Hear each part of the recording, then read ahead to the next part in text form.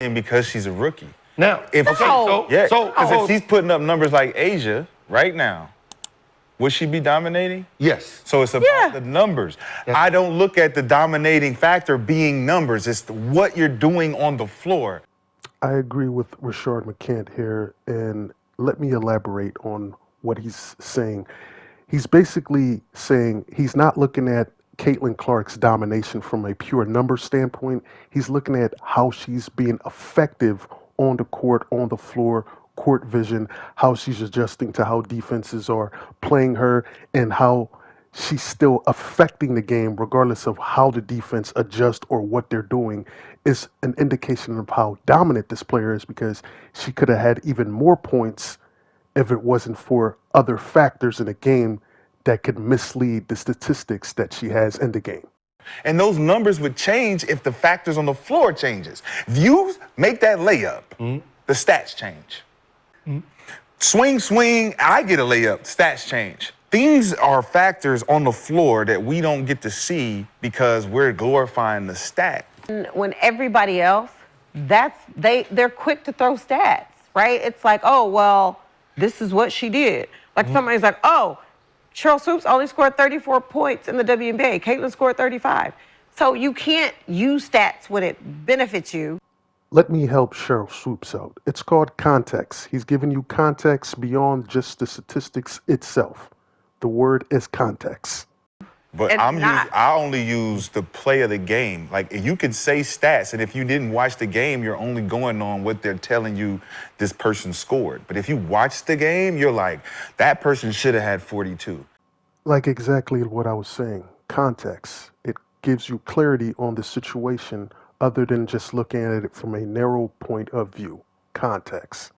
That person should have had 22 assists. But I watched the game. Most people only looking at the highlights. He ain't lying. I don't. Especially for Caitlin. Like, when you really watch Caitlin play, you're like, damn, man, she could have had this, she could have had that, she could have been more aggressive. She's not reading the floor well. She's Rashad, you can do that for every single player that plays the game. That seems wrong. Not only that it's wrong, I'm going to show you why it's wrong and why it's flawed beyond belief, and why her logic is just completely, just doesn't have any basis. I'm going to give you the context of why it's wrong. The stuff that Angel brings is, one, she gonna play hard, period. No matter who they're playing. The very thing she tries to criticize Rashad McCants for by saying you could say that for anybody, you can say the same thing for Angel Reese being Rookie of the Year if you're going to base it off of rebounding and she plays hard. Anybody in the WNBA is going to play hard and rebound at least sufficient level. The difference is when Rashad McCants made the analogy, it was compared to Asia Wilson, who's the best player in the WNBA, the most elite player. So that's a better comparison than to everybody else in the league. No, but I'm doing it for the rookie because she came in with an expectation. Everybody else didn't come in with an expectation to even analyze their game. So if we want to say whether or not Caitlin is dominating or not, we have to actually look at the totality of her game and not just the highlights. No, but what I'm saying is it's... Ha, gotcha. I'm at the top of your category. Of my category. What is the deciding factor whether I'm dominating or not? Because is that your skill?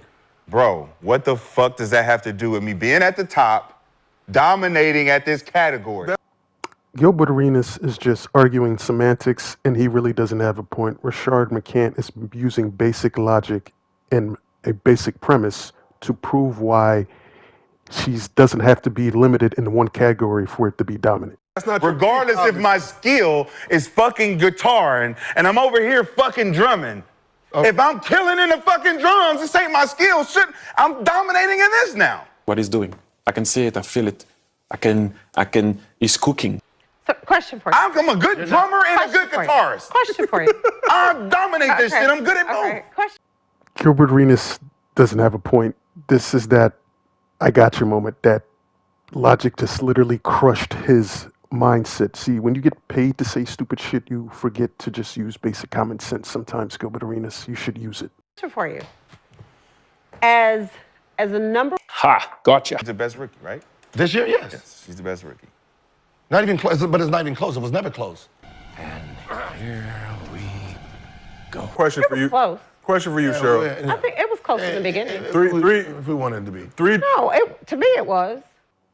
That's why he said, if you want it to be, what is the point of repeating and saying, well, I think it was close to me? We can already see where this idiocy is going. I think Angel Reese, to me, Angel may have exceeded expectations even more so than Caitlyn. Yep. And the reason why I say that is when you're drafted number one, you're drafted number one for a reason. And when you look at her career in college, Caitlyn was a great collegiate player. What the fuck are you talking about, man? I heard Sheryl Swoopes say some nonsensical things, but this might be the most dumbest way to try to say Angel Reese has some form or some way exceeded expectation over Caitlin Clark because of where she was drafted. And no, she's just not as good as Caitlin Clark. This argument makes no sense. Yeah, but Caitlyn has Indiana back in the playoffs since 2016, which is huge. Yes, she does. Caitlyn's a big part of that. Every single other player on there is a part of that too. Kyle was a big part of what Chicago did last year. They have a brand new team, and yet they're not in the playoffs, but they're fighting for that ace spot. That just makes no fucking sense. I mean, it's just bullshit. Sheryl Swoopes is having a difficult time giving Caitlin Clark her props. And when she does, it's backhand compliments, and it's always got to have some caveat or a different element to the argument. Instead of just saying, this woman is just plain sensational, the rookie of the year, I was wrong about that. Just have some humility, and then you won't look like a clown and get clowned over the internet. But since you want to do that and you have that opinion to say what you want, other people have opinions to make assessments on your opinions, because people like to use opinions as a defensive mechanism, as if opinions are facts. Facts are different from opinions. And saying a person can have an opinion doesn't end the argument, especially if the person is speaking logic and factual things into the argument. It completely destroys this notion of having an opinion. So when I hear Sheryl Swoopes talk, it really doesn't make a whole lot of sense. It's almost like she's trying to find a way to discredit Caitlin Clark in a way for Angel Reese to be propped up as Rookie of the Year.